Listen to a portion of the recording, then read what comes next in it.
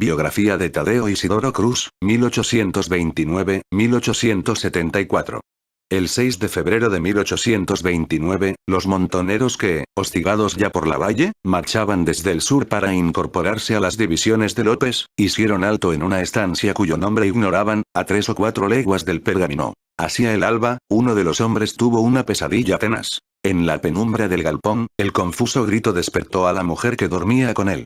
Nadie sabe lo que soñó, pues al otro día, a las 4, los montoneros fueron desbaratados por la caballería de Suárez y la persecución duró 9 leguas, hasta los pajonales ya lóbregos, y el hombre pereció en una zanja, partido el cráneo por un sable de las guerras del Perú y del Brasil.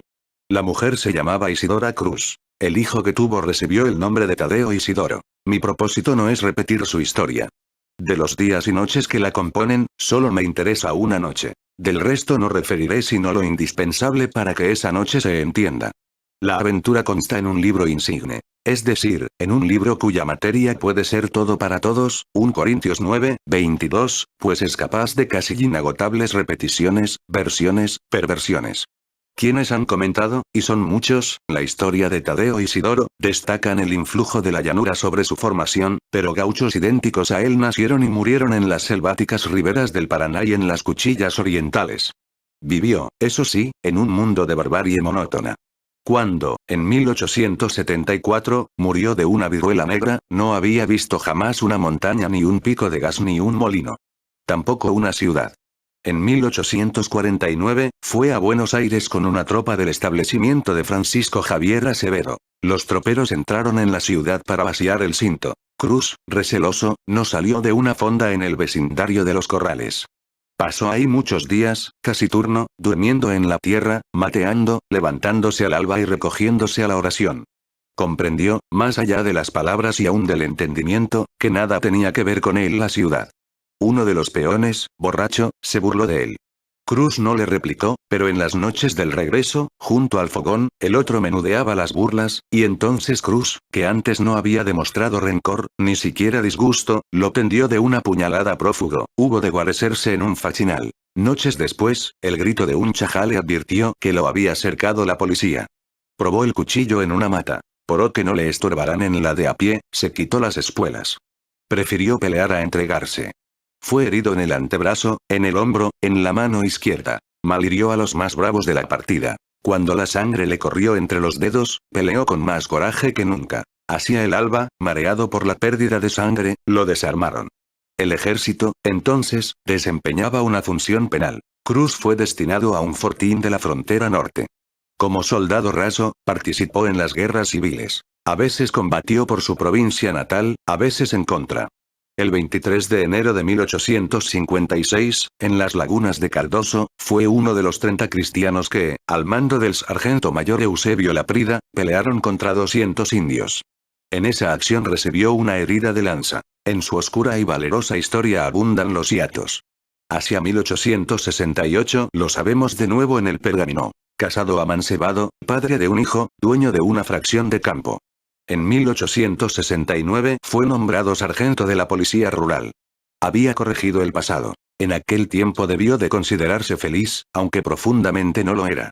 Lo esperaba, secreta en el porvenir, una lúcida noche fundamental. La noche en que por fin vio su propia cara, la noche que por fin oyó su nombre.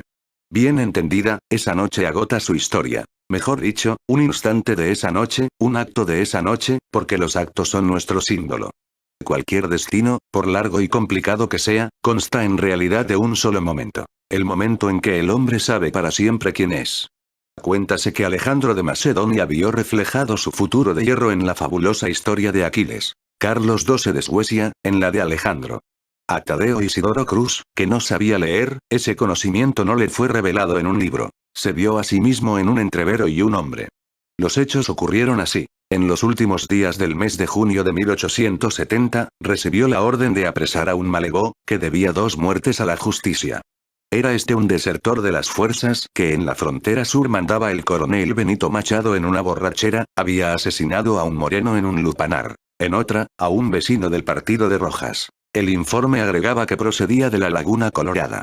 En este lugar, hacía 40 años, habíanse congregado los montoneros para la desventura que dio sus carne a los pájaros y a los perros. De ahí salió Manuel Mesa, que fue ejecutado en la Plaza de la Victoria, mientras los tambores sonaban para que no se oyera su ira. De ahí, el desconocido que engendró a Cruz y que pereció en una zanja, partido el cráneo por un sable de las batallas del Perú y del Brasil. Cruz había olvidado el nombre del lugar. Con leve pero inexplicable inquietud lo reconoció, el criminal, acosado por los soldados, urdió a caballo un largo laberinto de idas y de venidas. Estos, sin embargo, lo acorralaron la noche del 12 de julio. Se había guarecido en un pajonal. La tiniebla era casi indescifrable. Cruz y los suyos, cautelosos y a pie, avanzaron hacia las matas en cuya hondura trémula acechaba o dormía el hombre secreto. Gritó un chajá. Tadeo Isidoro Cruz tuvo la impresión de haber vivido ya ese momento. El criminal salió de la guarida para pelearlos. Cruz lo entrevió, terrible. La crecida melena y la barba gris parecían comerle la cara. Un motivo notorio me veda referir la pelea. Básteme recordar que el desertor malhirió o mató a varios de los hombres de Cruz. Mientras combatía en la oscuridad, mientras su cuerpo combatía en la oscuridad, empezó a comprender. Comprendió que un destino no es mejor que otro, pero que todo hombre debe acatar el que lleva adentro. Comprendió que las jinetas y el uniforme ya lo estorbaban. Comprendió su íntimo destino de lobo, no de perro gregario. Comprendió que el otro era él. Amanecía en la desaforada llanura. Cruz arrojó por tierra el kepis, gritó que no iba a consentir el delito de que se matara a un valiente y se puso a pelear contra los soldados junto al desertor Martín Fierro.